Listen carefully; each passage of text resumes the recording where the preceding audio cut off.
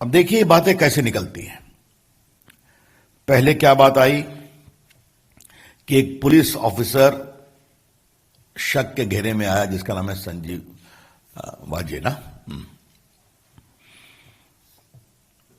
सचिन वाजे, क्षमा करिए, आई स्टैंड करेक्टेड।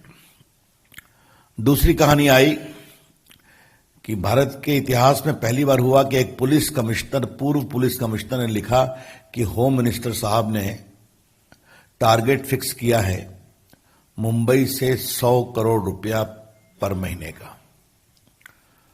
तो परसों हमने एक विषय उठाया था कि अगर महाराष्ट्र में मुंबई से सिर्फ एक मंत्री का टारगेट है वसूली का कोटा 100 करोड़, तो पूरे महाराष्ट्र का कितना है?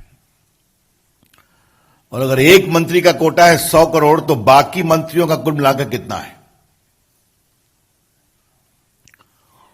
और यह भी सवाल उठाया गया था कि गृह मंत्री जी ये सिर्फ अपने लिए वसूली कर रहे थे, अपनी पार्टी के लिए या सरकार के लिए? इन तीनों का अभी तक कोई उत्तर नहीं आया। आज सुबह माननीय पूर्व मुख्यमंत्री देवेंद्र फडणवीस ने कुछ डॉक्यूमेंट के साथ बातें कही हैं जो आपने देखा होगा कि भ्रष्टाचार, ट्रांसफर पोस्टिंग के नाम पर भी वसूली चल रही थी, और वो छोटे मोटे ऑफिसर्स की भी नहीं, बड़े बड़े आईपीएस ऑफिसर्स की भी। और जो कमिश्नर सीआईडी थी एक रश्मि शुक्ला, उन्होंने पूरे मामले की तहकीकात की। उसमें बड़े रसूखदार लोग थे जिनके संबंध सत्ताधारी पार्टी के इर्द गिर्द थे, और कुछ ब्रोकर्स थे। उनके पूरे डिजिटल कॉन्वर्सेशन भी लॉफुल तरीके से प्राप्त किए गए थे। और डीजीपी ने, सुबोध जायसवाल जी ने उसको भेजा एडिशनल चीफ सेक्रेटरी के पास, कृपया कर करके आप इसे मुख्यमंत्री के पास पहुंचाइए। यह कहानी 2020 की है। इतने बड़े महाराष्ट्र, ऐसे बड़े प्रदेश में आईपीएस और बड़े पुलिस पदाधिकारियों के ट्रांसफर पोस्टिंग में सीधा वसूली हो रही है। Extortion is being done. हमें उम्मीद थी कि मुख्यमंत्री कार्रवाई करेंगे, लेकिन दोषियों के खिलाफ कार्रवाई करने की बजाय एक ऑनेस्ट, बहादुर महिला पदाधिकारी, रश्मि शुक्ला नाम है शायद, उसको सिविल डिफेंस का डीजीपी बना दिया गया, क्योंकि अपनी सीनियरिटी में वो उस स्तर पर पहुंच गई थी। और जो बताया देवेंद्र जी ने 10 फीट बटा 10 फीट का उसका एक क्यूबिकल था, और ये दोनों ने महाराष्ट्र छोड़ दिया। आज ये बताना जरूरी है कि ये दोनों डीजीपी और जो एक तो डायरेक्ट जनरल ऑफ पुलिस थे Subodh Jaiswal, I understand he is now in CISF DGP, और रश्मि शुक्ला इतना डिमोरलाइज्ड हुई कि वो सेंट्रल डेपुटेशन पे आई। शायद वो भी कहीं पर, मुझे बताया गया है कि सीआरपीएफ या कहीं पर वो एडिशनल डीजीपी है। ये क्या हो रहा है महाराष्ट्र में? मतलब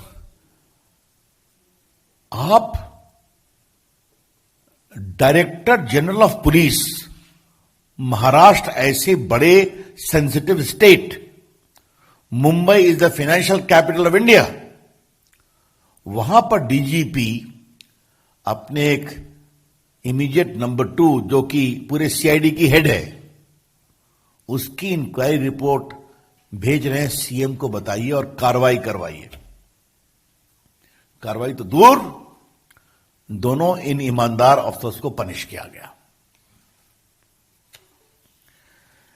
ये इससे बड़ा दुर्भाग्य कोई हो नहीं सकता। अब थोड़ा मैं अपने इस पूरे विषय को एक ट्रायंगल के रूप में आप में प्रस्तुत करता हूं।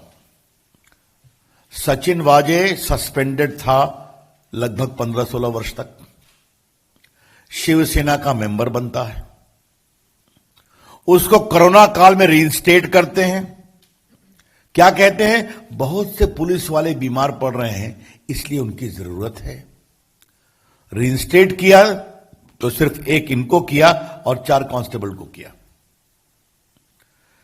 ये रीइंस्टेट होने के साथ एंटिया का घटना सामने आती है, जो जिलेटिन बार मिली है, एक्सप्लोसिव सब्सटेंस है। उस पर भी एक विषय मुझे कहना है, अभी मैं आऊंगा। और उसके बाद उन्हें 100 करोड़ वसूली का टारगेट दिया जाता है, क्योंकि जो इनका अतीत रहा है उसके बारे में बात निकलेगी तो बहुत दूर तक जाएगी, तो ये डिलीवर कर सकते हैं। उनको दिया गया, जो पुलिस कमिश्नर ने बताया। अब मैं ये जो टारगेट की बात की जा रही है, इसके पहले मैं एक बात आपको बताना चाहूंगा, और ये बात बहुत गंभीर है। आपको मालूम है वो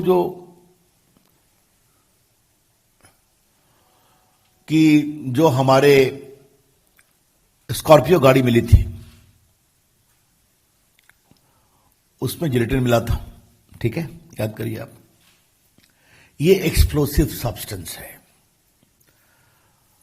और नेशनल इन्वेस्टिगेटिव एजेंसी में ये एक शेड्यूल्ड ऑफेंस है कि कहीं पर अगर कोई एक्सप्लोसिव सब्सटेंस मिलता है तो उसकी जांच एनआईए करेगी।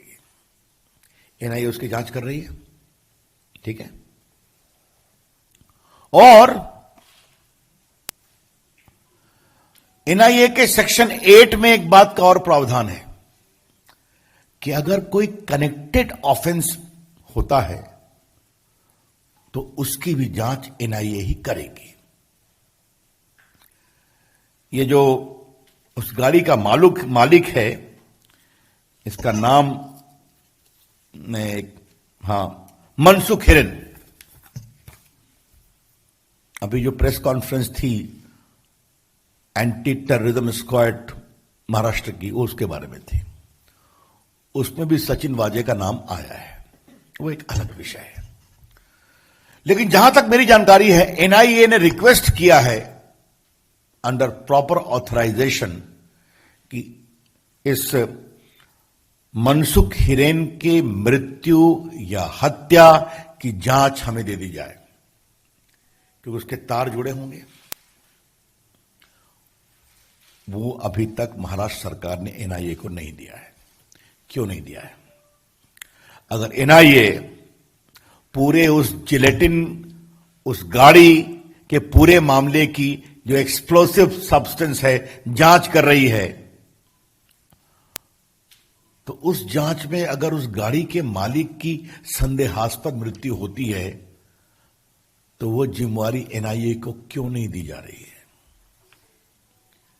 क्या इस बात से हम ये निष्कर्ष निकालें कि जो इसके सस्पिशियस सर्कमस्टेंसेस ऑफ कॉन्स्पिरेसी है, उसकी ईमानदार जांच को रोका जा रहा है? हम कोई टिप्पणी नहीं कर रहे हैं।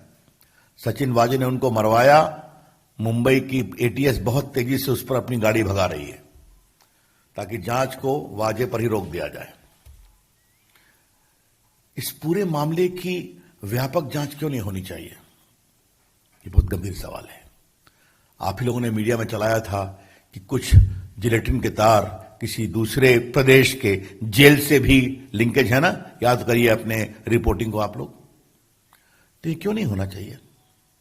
मैं फिर कहूंगा, अगर भारत की एनआईए एक उद्योगपति के घर के सामने जो मिली है गाड़ी, जहां से जिलेटिन रिकवर हुआ, उसके पूरे मामले की जांच कर रही है, तो अगर उस गाड़ी का तथाकथित मालिक से संदेहास्पद परिस्थितियों में मृत पाया जाता है तो उसकी जांच को क्यों रोका जा रहा है?